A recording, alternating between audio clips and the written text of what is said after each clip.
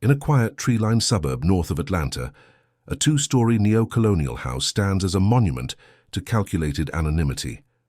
Its red brick facade, framed by white columns and a perfectly manicured lawn, recedes into the landscape of upper-middle-class America. It is a portrait of success, of stability, a physical embodiment of a dream pursued and achieved. From the street, it is indistinguishable from its neighbors, a deliberate and masterful act of camouflage. Today, the air inside is still, carrying the faint, sterile scent of fresh paint and industrial cleaning agents. Sunlight streams through pristine windows, illuminating floors polished to a high sheen, reflecting nothing.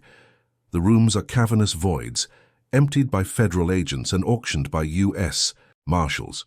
Every surface has been scrubbed, every fixture replaced, every trace of a former life methodically erased in an official act of purification. The silence that now occupies these halls is profound, a manufactured peace laid over a foundation of secrets. It is a silence that feels heavier than mere emptiness, as if the walls themselves have been sworn to secrecy. The quiet is not an absence of sound, but the presence of a story that has been muted, a history intentionally buried beneath layers of plaster and varnish. This house was never a home. It was a weapon, an instrument of empire disguised in the benign architecture of domestic life. Its design was not a product of aesthetic aspiration, but of strategic necessity. Every window, every doorway, every corner was conceived with a dual purpose in mind, one for the world to see and another for the underworld it concealed. It was a fortress built to be invisible. It functioned as a narco embassy on American soil, a sovereign territory of the Beltran Leyva organization planted in the heart of the enemy. Here, the American dream was not just lived, but weaponized. Its symbols of prosperity, the swimming pool, the three-car garage, the backyard barbecue pit, appropriated as the perfect cover for a vast criminal enterprise. The illusion of normalcy was its most formidable defense. Beneath the veneer of suburban respectability, the house possessed a different anatomy. Its skeleton was not of wood and drywall, but of reinforced steel and encrypted wiring. Its nervous system was a network of hidden cameras, its circulatory system a series of secret passages and hydraulic compartments designed to move cash, weapons, and ledgers with silent efficiency. It was a living organism, engineered for conspiracy. The property was a direct reflection of its master, Edgar Valdez Villarreal, the Texas-born narco known as Barbie. It was the architectural manifestation of his own fractured identity. The charismatic American football star on the surface, the merciless cartel lieutenant within. The house, like the man, leveraged a facade of familiarity to mask a core of calculated brutality. Its location was a declaration of psychological conquest. By embedding his command center in a placid Atlanta suburb, Valdez was not merely hiding, he was occupying. He was planting his flag in the very heartland he sought to exploit, living inside the system he was systematically poisoning. It was an act of supreme audacity, a monument to dominance built not in the Mexican Sierras but deep inside enemy lines. The mundane rhythms of the neighborhood provided the perfect soundtrack for the operations within. The laughter of children playing in adjacent yards, the drone of lawnmowers on a Saturday morning, the friendly wave from a neighbor, all served to insulate the darkness contained within the house. The performance of a quiet family life was staged with meticulous, unwavering precision. This structure was a silent accomplice, its architecture designed to absorb and contain the evidence of a hidden war. In the soundproofed home theater, strategies were devised that would unleash violence 1,000 miles away. In the basement, disguised as a game room, the profits of that violence were counted and prepared for their journey south.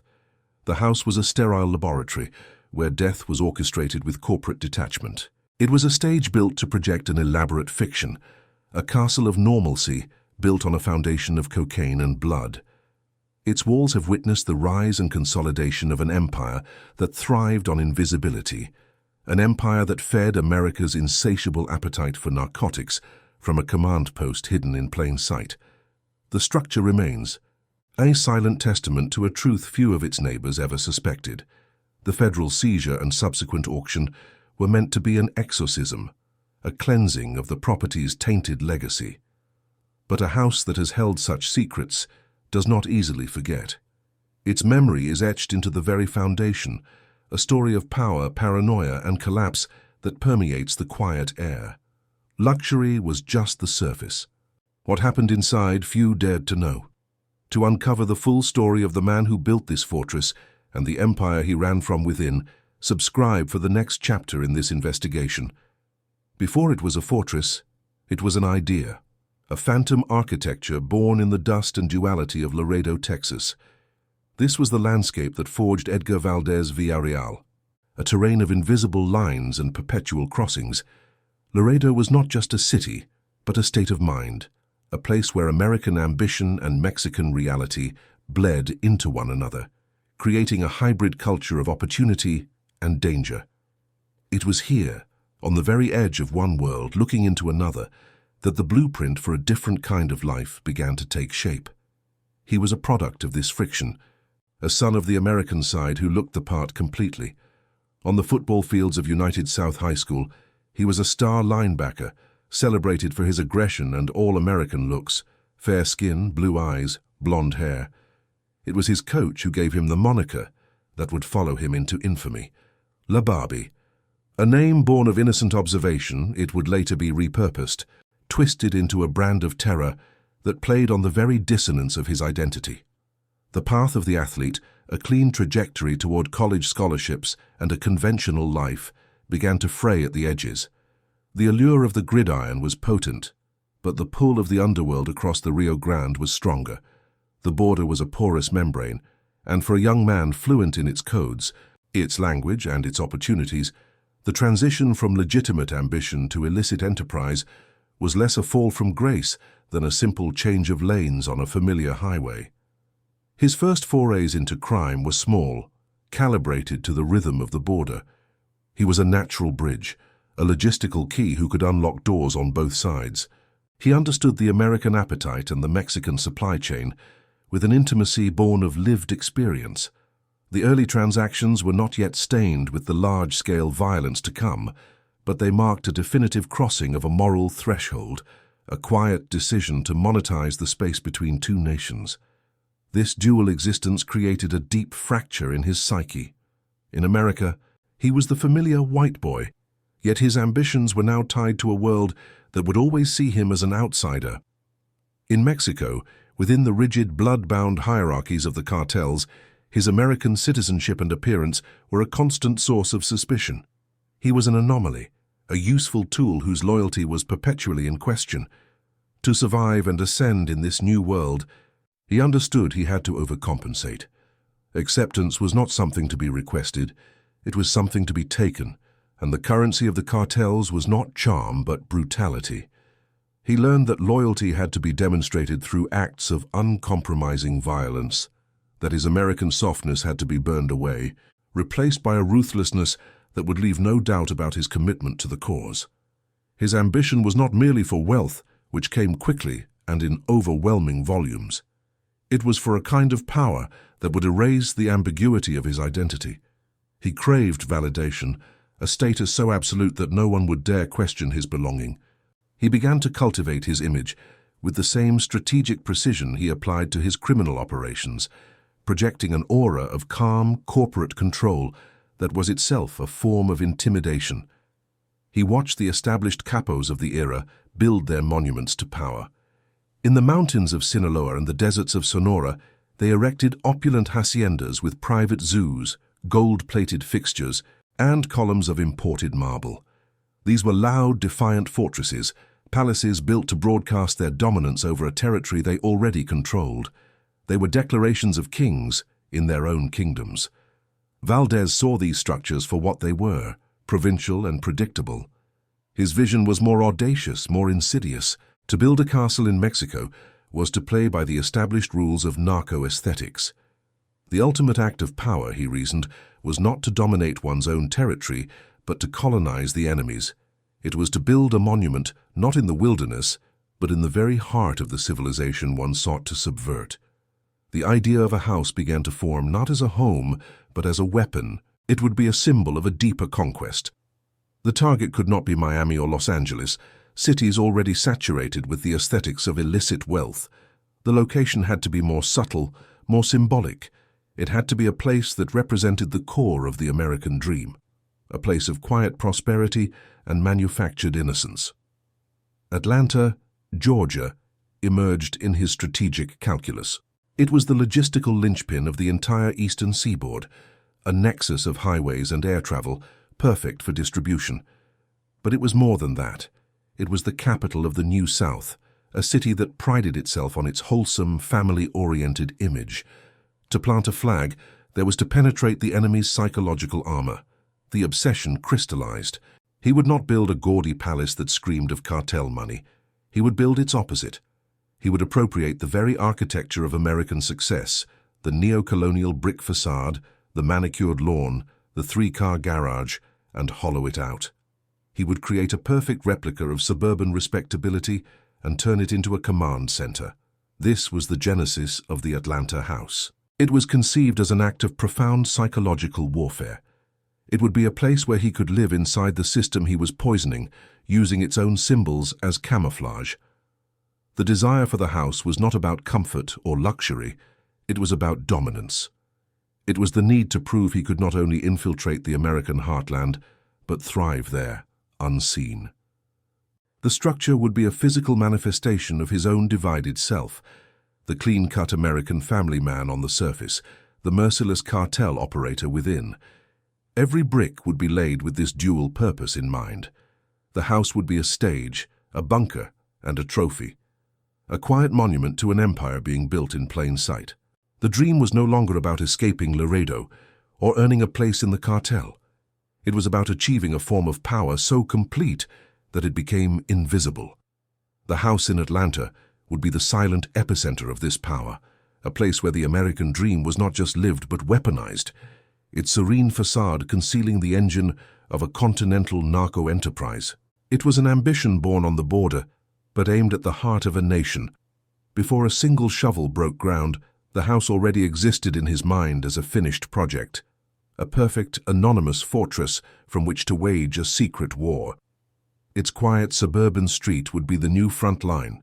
The first truck arrived not with furniture, but with spools of fiber optic cable and industrial-grade steel. The initial conquest was logistical, a silent invasion of infrastructure. Edgar Valdez Villarreal did not build an army first, he built a network. Atlanta was the prize, a continental hub of highways and airports, and the house was its designated nerve center.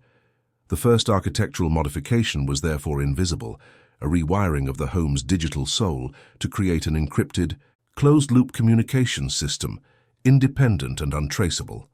The empire's currency was cocaine, moved in staggering volumes, and its profits required a circulatory system. Before the lawn was fully manicured, contractors specializing in custom vehicle modifications were brought in. The three-car garage, that quintessential symbol of suburban abundance, became a laboratory.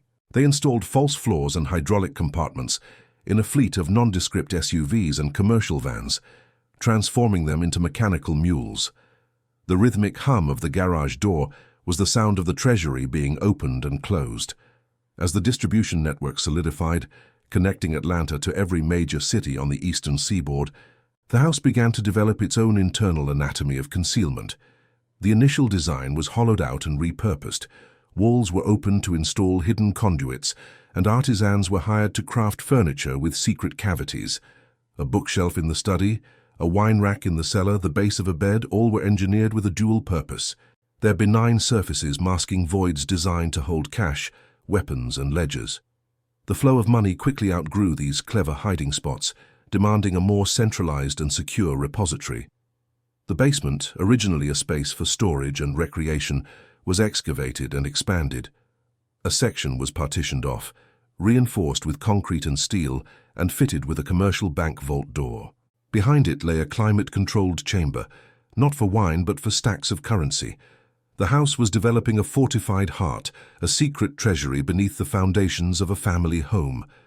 The first tremor of external threat came from the south, a seismic shockwave from the escalating war between the Beltran Leyva organization and its former allies in the Sinaloa cartel. This was not a distant conflict.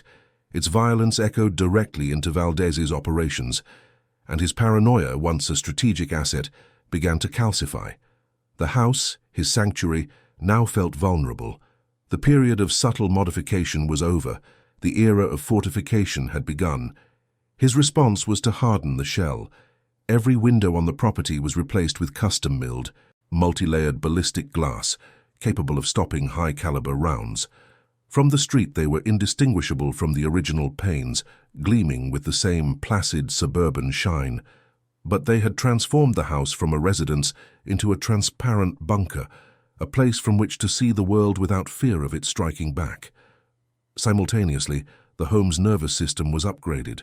A network of dozens of micro-cameras, many no larger than a screwhead, was embedded throughout the interior and exterior. They were hidden in light fixtures, smoke detectors, and even the synthetic foliage of the landscaping. Every angle of approach, every internal corridor, every conversation was captured and fed to a bank of servers in the new basement vault. The house was given 1,000 unblinking eyes. The master suite became the ultimate redoubt. The walk-in closet, a space designed for the storage of fine suits and designer dresses, was retrofitted. Behind a false wall of cedar paneling, activated by a biometric scanner, lay a panic room. It was a steel-lined cube with its own air supply, independent communications, and a live feed from every camera on the property.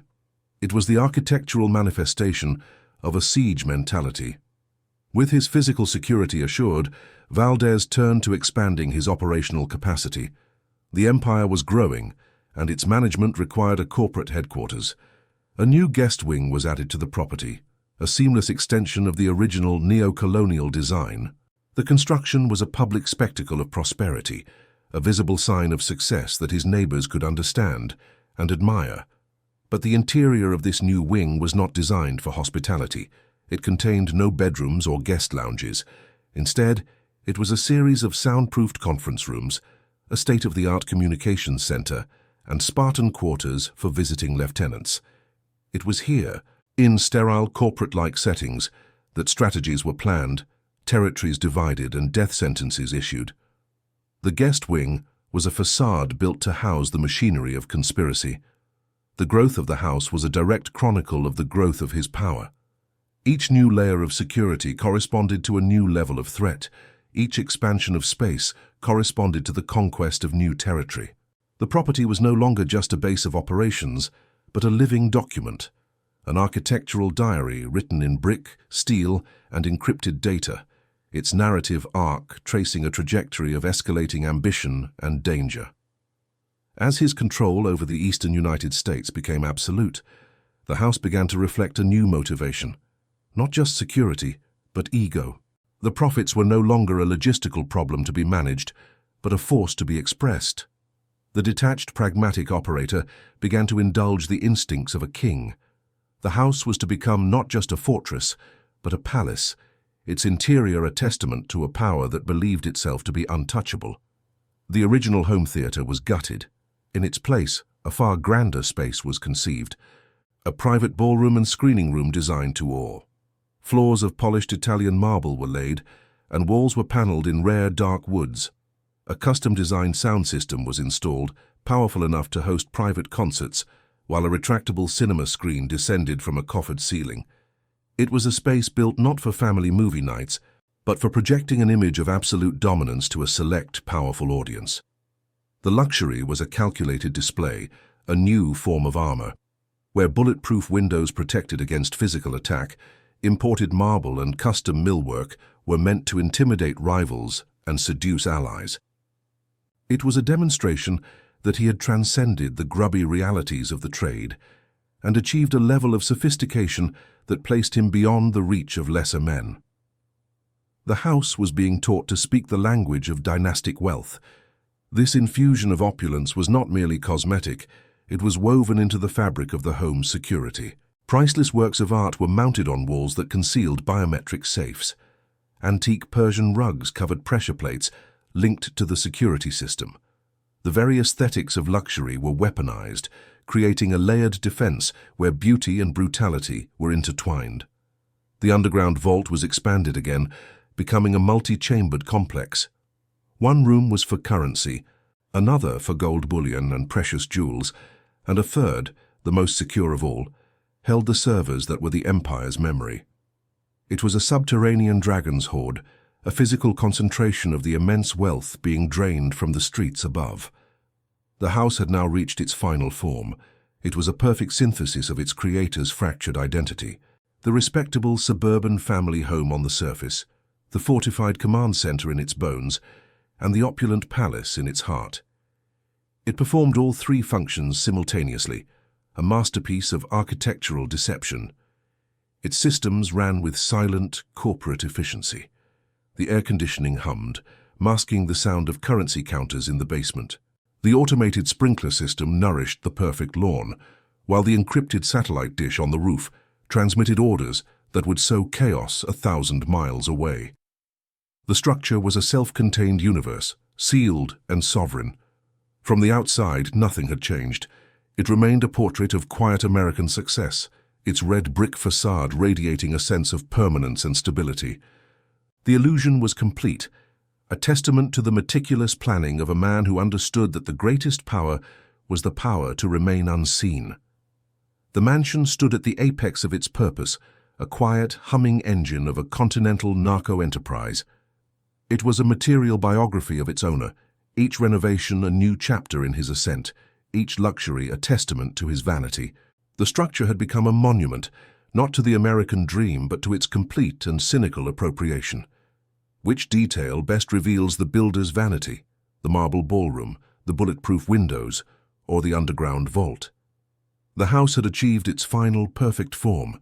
It was no longer a construction site or a project in development, but a living, breathing organism, its systems operating with the silent, flawless efficiency of a predator at rest. The air inside hummed with the low thrum of climate control systems, encrypted servers, and the latent power contained within its walls. From the street, it was a static portrait of suburban tranquility. From within, it was the thundering, quiet heart of a continental empire. The daily rituals of the property were a masterclass in deception. In the morning, automated sprinklers would cast a fine mist over the unnaturally green lawn, a programmed performance of domestic diligence. The mail carrier would deliver letters to a box that was never checked, its contents irrelevant. These were the rhythms of normalcy, a carefully maintained metronome that kept the outside world at a comfortable, uncurious distance. Inside this hermetically sealed environment, Edgar Valdez Villarreal was not a resident, but a sovereign. The house was his embassy, a patch of American soil governed by the laws of his organization. Here he was insulated from the chaos he created, a king observing his domain from a fortified palace.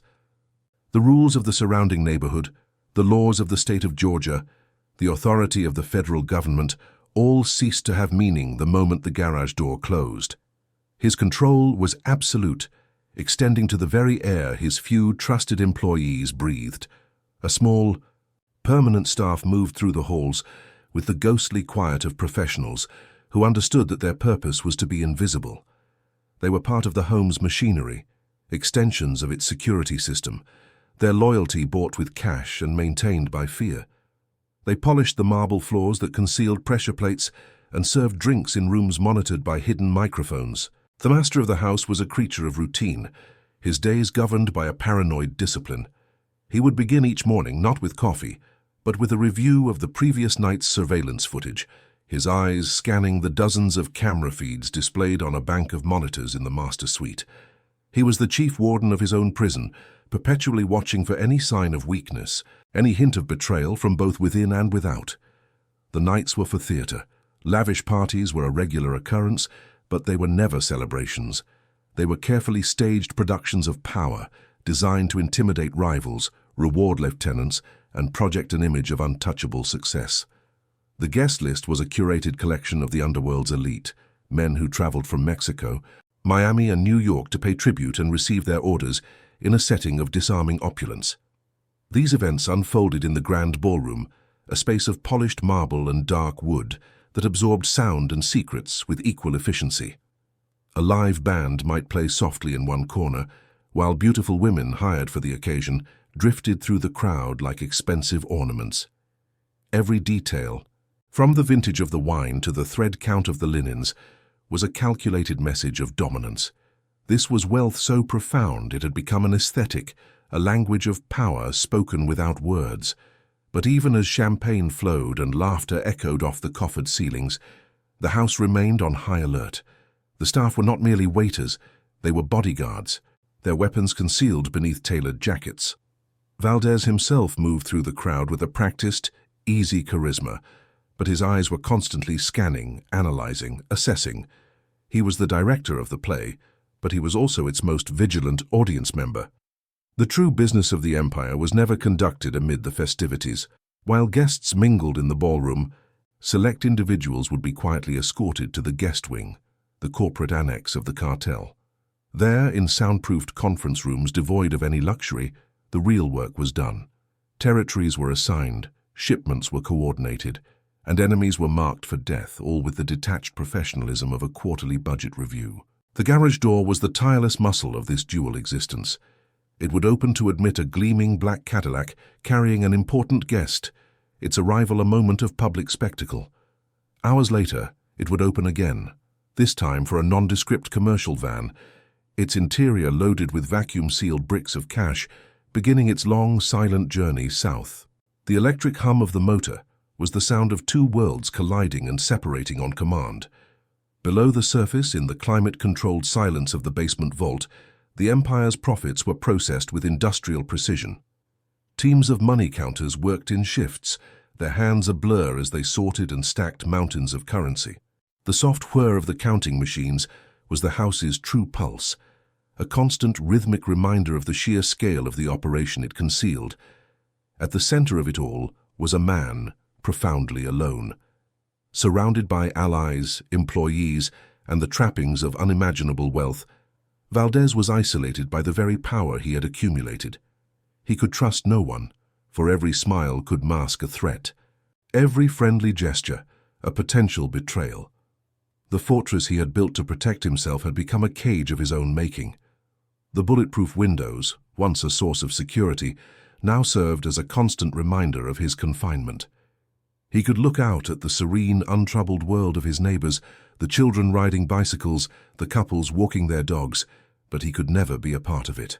He was a spectator to a life he had meticulously replicated, but could never truly inhabit. The glass was a transparent wall separating his reality from the one he performed. This gilded prison was a place of grotesque contrasts. In the state-of-the-art kitchen, a private chef might be preparing a gourmet meal for his family, while in the soundproofed theater, Valdez would be on an encrypted call, calmly ordering the execution of a rival. The architecture was designed to absorb these contradictions, to allow life and death to be managed under the same roof without ever touching. The performance of domesticity was his most potent weapon and his most profound deception. He was the devoted family man grilling steaks by the pool, a scene of perfect American contentment.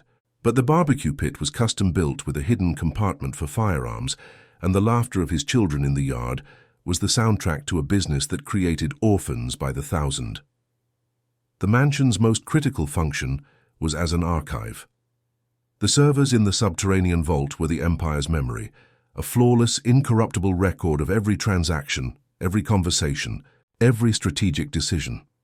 This digital library, designed as the ultimate tool of control, was meticulously documenting a criminal conspiracy of historic proportions.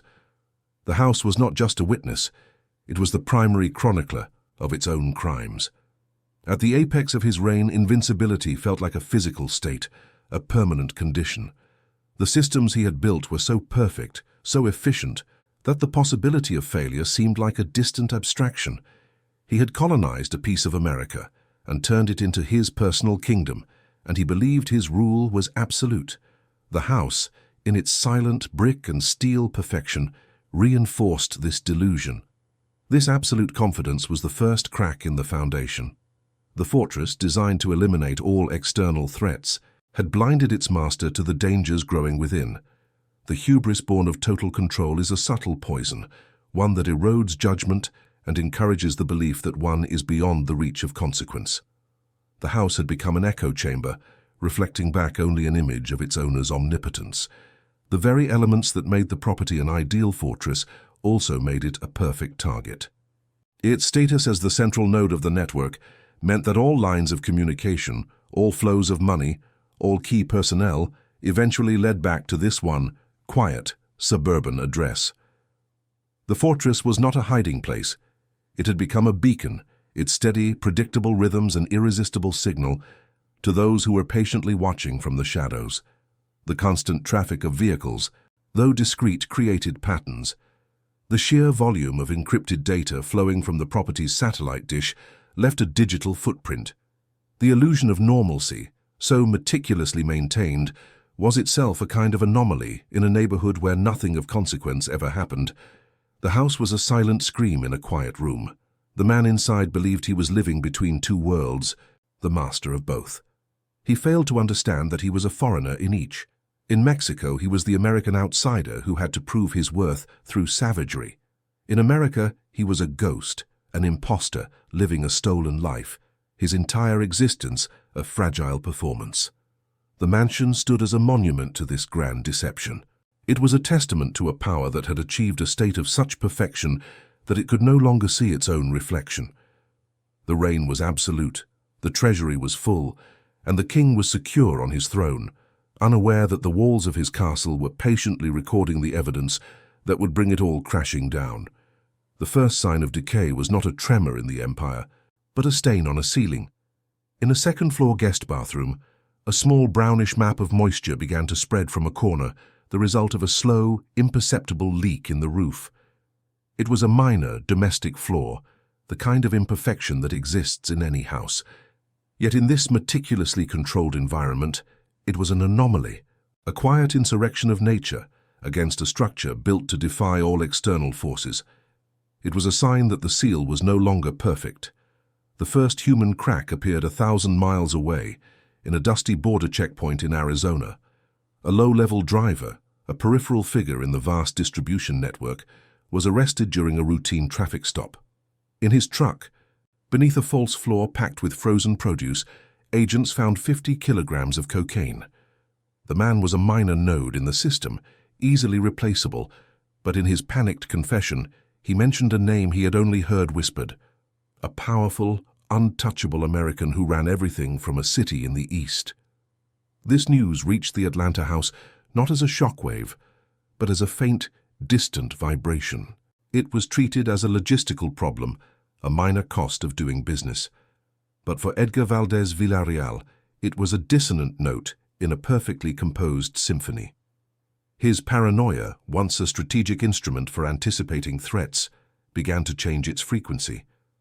His nightly review of the surveillance feeds became less about watching the perimeter and more about scrutinizing the faces of his own men, searching for the subtle flicker of weakness or betrayal.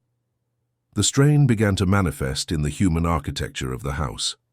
His wife, once an active co-conspirator in the performance of suburban life, grew quieter, her smile less convincing. The meticulously staged family barbecues felt increasingly hollow, the laughter of their children a fragile sound against a growing unspoken tension. The house, built as a stage for a perfect family, now hosted a cast that was forgetting its lines. The domestic illusion was beginning to fray at the edges. A corresponding fracture appeared in the financial network. A wire transfer from a shell construction company to an account in Panama was flagged by a bank's automated compliance software. It was a bureaucratic anomaly, a digital hiccup that was quickly resolved through layers of legal insulation, but it was a significant event. For the first time, a part of the invisible machinery that laundered his profits had briefly become visible to the legitimate world. The system was no longer frictionless. In Mexico, an investigative journalist, piecing together rumors from the front lines of the cartel wars, began writing a series of articles about a mysterious new power player. He wrote of a fair-skinned, American-born commander known for his brutality and his fluency in the language of both the boardroom and the back alley. The moniker La Barbie, once a high school joke, appeared in print for the first time, a name that transformed a phantom into a target. The death of Arturo Beltran Leyva had thrown the organization into a bloody civil war, and American law enforcement agencies saw an opportunity. The DEA, which had long been aware of a major distribution hub in Atlanta, intensified its resources. Quietly, patiently, surveillance teams began to operate on the periphery of the placid suburb. Unmarked sedans with tinted windows became a new, almost invisible feature of the landscape, their occupants methodically documenting the rhythms of the fortress. The house itself seemed to groan under the pressure. The vast network of servers in the basement vault, which managed the constant flow of surveillance data and encrypted communications, began to experience intermittent glitches. For a few seconds, a bank of cameras would go dark. For a minute, an encrypted channel would fill with static. These were minor technical failures, but they eroded the owner's sense of absolute control. The all-seeing eye was beginning to blink. The first act of explicit betrayal was not a dramatic confrontation, but a quiet conversation. A trusted lieutenant, sensing the shift in power dynamics after Arturo's death and fearing he would be on the losing side of the coming war, met with a DEA informant in a sterile hotel room miles away. He offered information, not everything, just enough to buy himself an insurance policy. A crack had formed in the wall of silence that protected the king. The performance of domesticity suffered a critical blow. During a heated, whispered argument in the master suite, Valdez's wife spoke of leaving, of taking the children and disappearing back into a normal life. It was not a real threat. She was too deeply implicated to escape. But the words, once spoken, could not be unsaid. They hung in the air of the soundproofed room, a declaration that the family at the heart of the illusion was itself breaking apart. A physical flaw mirrored the emotional one. A hairline crack appeared in a single slab of the Italian marble floor in the grand ballroom, branching out from the base of a heavy structural column. It was almost invisible, a tiny flaw that could only be seen when the light hit it at a certain angle. But it was there, a silent testament to an immense, unseen pressure being exerted on the very foundations of the structure. The garage door, the symbolic portal between two worlds, began to falter. One evening, its electric motor strained, and the heavy door shuddered to a halt halfway through its ascent, leaving the hidden world of the garage partially exposed to the quiet suburban street for a full minute before it lurched into motion again. The reliable membrane that separated the two realities had proven itself fallible. Valdez's response to these accumulating pressures was to retreat deeper into the fortress, which was rapidly becoming a prison. The meetings in the guest wing grew less frequent, but more intense, charged with an atmosphere of suspicion. He began testing the loyalty of his inner circle, asking questions to which he already knew the answers, watching for any hesitation. The corporate headquarters was transforming into an interrogation chamber. The trust that bound the empire together finally snapped. A senior logistics manager, responsible for overseeing the fleet of transport vehicles, was caught in a clumsy lie regarding a lost shipment of cash. The confrontation was not loud or violent. It was held in the soundproofed theater, the exchange of words cold and precise. The man was dismissed, allowed to leave the house alive, but the message was clear. The organization's internal bonds were dissolving. The outside world, so long held at bay, began to intrude. An elderly neighbor taking her morning walk noticed the same unfamiliar sedan parked on a nearby street for the third day in a row. Annoyed by the disruption to her routine, she called the local police to report a suspicious vehicle. The resulting visit from a patrol car was brief and uneventful, but it was a breach. The official world had set foot on their quiet street, drawn by the very surveillance meant to bring the house down. The digital fortress was breached in a far more significant way. Using information provided by the new informant, federal agents were able to exploit a weakness in the network's external relays.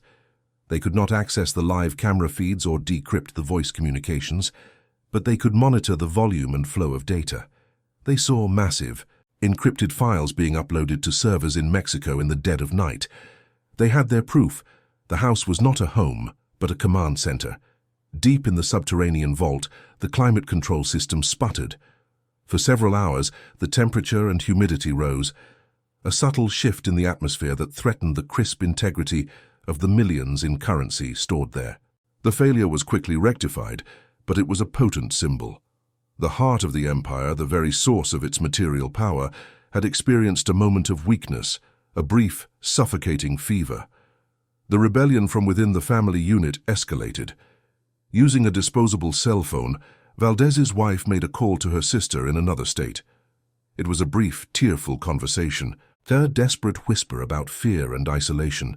She did not give details, but she planted a seed of external knowledge about the family's gilded cage.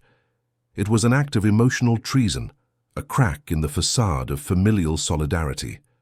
The journalist's stories from Mexico were picked up by a major American news outlet. The tale of La Barbie, the American Narco, was no longer a piece of foreign correspondence. It was framed as an American story, a mystery about a homegrown monster who had risen to the top of a foreign cartel. The narrative was coming home, and with it, an uncomfortable spotlight was slowly turning toward the quiet suburbs of the American South. A profound, unnatural quiet descended upon the house. The lavish parties ceased. The steady flow of visiting lieutenants and unfamiliar vehicles slowed to a trickle. The rhythms of the empire were faltering, the silence in the halls no longer a sign of control, but of paralysis.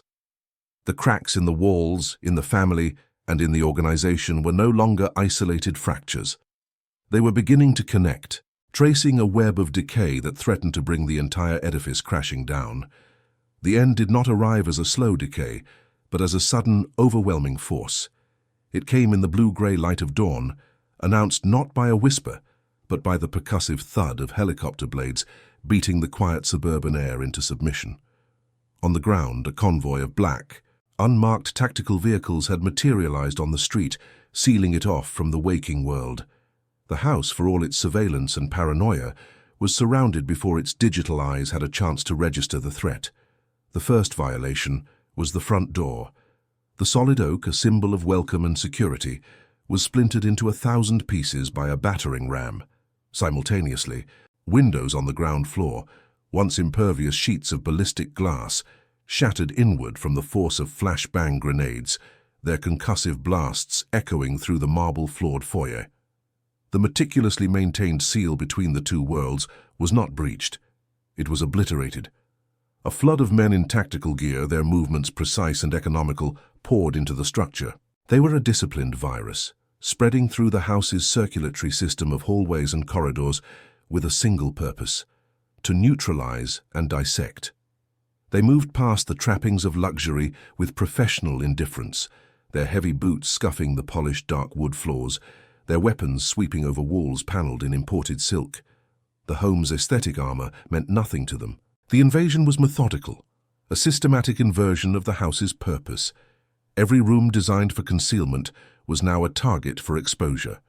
In the study, they did not admire the custom-built library, but ran their hands along its spines, searching for the trigger that would reveal the hollow space behind. A faint click and a section of shelving swung inward, exposing not books, but rows of neatly catalogued firearms. The guest wing, once a sterile corporate headquarters for the empire, became a forensics laboratory. Agents dusted for fingerprints on the soundproofed walls and dismantled the sophisticated communications hub, tagging each encrypted device as evidence. The conference table, where strategies of death and distribution had been laid, was now covered with evidence bags and laptops running diagnostic software. The machinery of conspiracy was being taken apart, piece by piece. The grand ballroom saw the most profound desecration. The Italian marble floor, once the stage for displays of untouchable power, was now a grid of numbered evidence markers. The priceless abstract paintings were carefully removed from the walls, not as art, but as assets to be seized. Behind one, they found the flush-mounted door of a biometric safe, its steel face a silent challenge. The master suite, the owner's ultimate redoubt, offered up its secrets with mechanical reluctance. The biometric scanner on the cedar paneling of the walk-in closet was bypassed, and the false wall slid open to reveal the panic room. It was not a sanctuary they found, but an empty steel box, its bank of monitors now dark. It was a monument to a paranoia that had ultimately failed. The very anatomy of the house was laid bare. Using ground-penetrating radar and schematic diagrams provided by informants, teams began to attack the walls themselves. Drywall was cut away in precise squares, revealing the hidden conduits and hydraulic compartments woven into the structure's skeleton. The house was being forced to confess its secrets, its architecture surrendering the evidence it was built to protect. In the garage, the hydraulic lift system that formed the false floor of a commercial van was activated.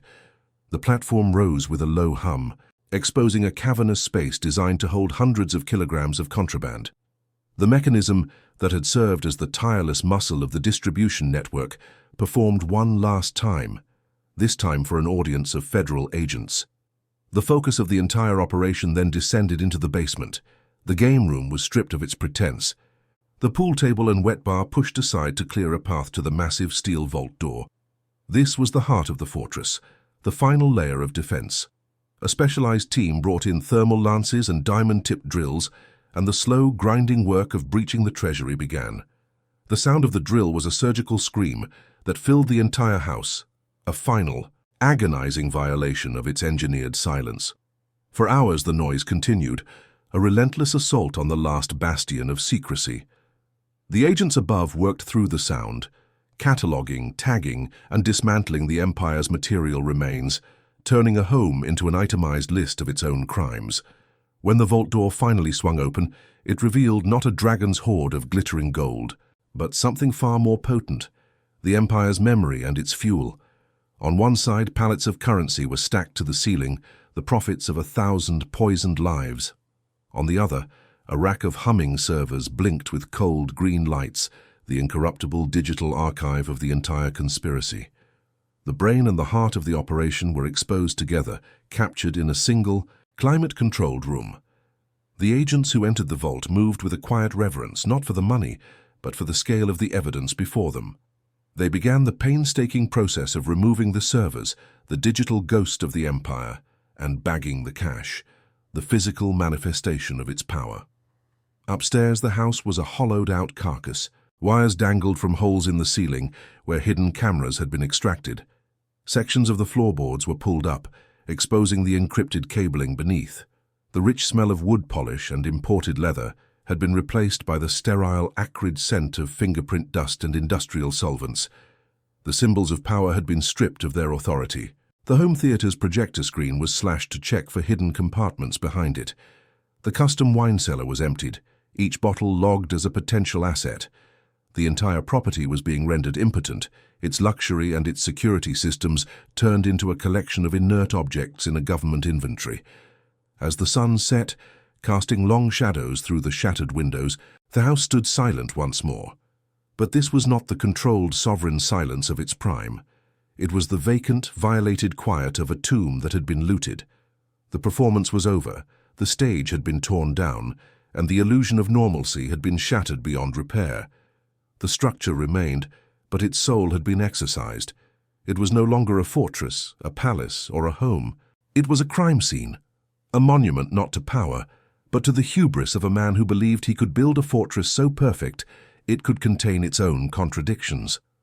The ruin was a testament to his failure. So where does power truly reside? In concrete, or in what survives its fall? To witness the final chapter of this empire's legacy, and to understand what became of the man who built this fortress in the heart of his enemy's territory, subscribe to our channel for the concluding part of this investigation. The man who built the fortress now resides in a world stripped of all architecture. Edgar Valdez Villarreal, inmate number 05658-748, exists within the calculated geometry of a maximum security federal prison. The boundless territory he once controlled has been reduced to the dimensions of a concrete cell. His name, once a brand of terror and authority, is now a line item in a bureaucratic ledger. The king, stripped of his castle and his crown, has become a ghost in a system far more totalizing and impersonal than any he could have designed. The house, his silent accomplice, suffered a different kind of judgment. Seized under federal asset forfeiture laws, it was officially designated a spoil of war. U.S. Marshals catalogued its contents, from the Italian marble floors to the custom-milled cabinetry, treating every luxury as a quantifiable piece of evidence. The structure was stripped of its identity, its history converted into a case file, here its value reduced to a number on an auction block. It was an administrative exorcism, a legal process designed to cleanse a property by liquidating its tainted soul. Before the auction, a team of government contractors was dispatched to perform a final, thorough sanitization. They were not there to renovate, but to erase. They painted over the walls that had absorbed a decade of secrets, replaced the fixtures that had been touched by conspirators, and polished the floors until they reflected nothing of the past. It was an official act of induced amnesia, an attempt to sever the structure from its own memory, to make it safe for a new, innocent narrative. Today another family lives within those walls. They are the unwitting inheritors of a history they will never fully know, living out the very dream of suburban tranquility that the house was originally built to imitate. Children's toys now litter the lawn where armed sentries once stood unseen watch. The scent of freshly baked cookies drifts from a kitchen where strategies of continental drug distribution were once conceived. The performance of normalcy is no longer a performance. It has become real. Yet, a house that has held such secrets does not easily forget. The silence within its rooms is different now, heavier than mere emptiness. It is the profound quiet of a story that has been intentionally muted, but not entirely silenced. There are places where the floorboards still seem to groan under the weight of an unseen memory, corners where the air feels colder, a lingering psychic residue that no amount of fresh paint can completely cover. The garage door, once the humming electric portal between two realities, now serves a mundane purpose. It opens to admit a family minivan, its back filled with groceries and soccer equipment. The rhythmic sound of its motor, once a motif of dread and power, has been absorbed back into the anonymous soundscape of the suburbs. It is the ultimate symbol of the house's transformation. The gateway to an empire has become just a garage door once more. The neighborhood, too, has chosen to forget. The story of the narco who lived down the street has softened into a local legend, a piece of unsettling trivia shared occasionally over a backyard fence. The brief, violent intrusion of the outside world has been papered over by the powerful human need for order and quiet. The community has healed itself by collectively agreeing that the monster is gone and the street is safe again. But the property remains a quiet scar on the landscape, an architectural lie. Its red brick facade still radiates a sense of stability, its manicured lawn a portrait of upper-middle-class virtue. It stands as a testament to how easily the machinery of death can be hidden behind the aesthetics of domestic life. The foundation, which once supported a vault filled with the profits of addiction and violence, now supports a family's dream. The empire Valdez built from this house is gone, its network dismantled, its lieutenants dead or imprisoned. The vacuum his fall created, however, was filled almost instantly by others, for the true foundation of his power was never brick or steel. It was America's insatiable, unending appetite. He was merely a uniquely effective functionary in a system of supply and demand that predated him and will long outlast his memory. His monument was not, in the end, an expression of dominance, but of a profound and desperate need to belong. It was the ultimate overcompensation of an outsider who conquered a world that would never truly accept him. The house was a fortress, built not just against his enemies, but against the ambiguity of his own identity. A desperate attempt to anchor a fractured self in concrete and steel. The house stands today as it did in the beginning, a monument to calculated anonymity, receding into the placid landscape of a quiet American suburb. But its silence is no longer a shield for a secret war. It is the silence of an archive that has been sealed, a story whose echoes vibrate just beneath the surface, waiting. Perhaps what we build says less about our power than about our fear of being erased. If stories like this make you see power from a different angle, subscribe to follow other downfalls as astonishing as this one.